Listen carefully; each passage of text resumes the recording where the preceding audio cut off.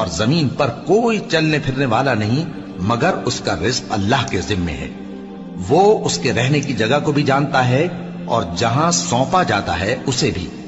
یہ سب کچھ کتاب روشن میں لکھا ہوا ہے۔ بھلا کون بے قرار کی التجا قبول کرتا ہے جب وہ اس سے دعا کرتا ہے، اور کون اس کی تکلیف کو دور کرتا ہے، اور کون تم کو زمین میں اگلوں کا جانشین بناتا ہے؟ یہ سب کچھ اللہ کرتا ہے۔ تو کیا اللہ کے ساتھ کوئی اور معبود بھی ہے؟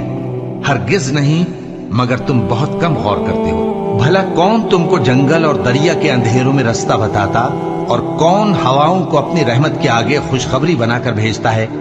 یہ سب کچھ اللہ کرتا ہے۔ تو کیا اللہ کے ساتھ کوئی اور معبود بھی ہے؟ ہرگز نہیں۔ یہ لوگ جو شرک کرتے ہیں اللہ کی شان اس سے بلند ہے۔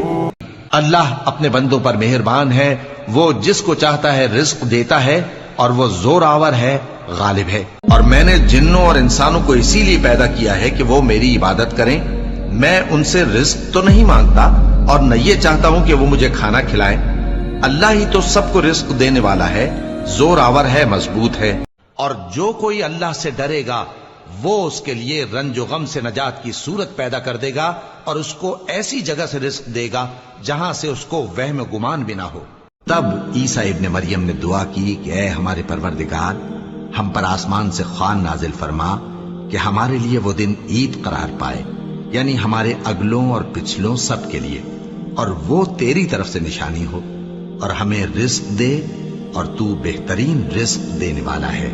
کہہ دو کہ میرا رب جس کے لیے چاہتا ہے روزی فراخ کر دیتا ہے، اور جس کے لیے چاہتا ہے تنگ کر دیتا ہے، لیکن اکثر لوگ نہیں جانتے۔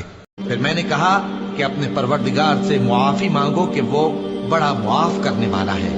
وہ تم پر آسمان سے موسلا دھار میں برسائے گا، اور تمہارے مال اور بیٹوں میں اضافہ کرے گا، اور تمہیں باغ عطا کرے گا، اور ان میں تمہارے لیے نہریں بہا دے گا۔ کہو کہ اے اللہ، اے بادشاہی کے مالک، تو جس کو چاہے بادشاہی بخشے، اور جس سے چاہے بادشاہی چھین لے، اور جس کو چاہے عزت دے، اور جسے چاہے ذلیل کرے۔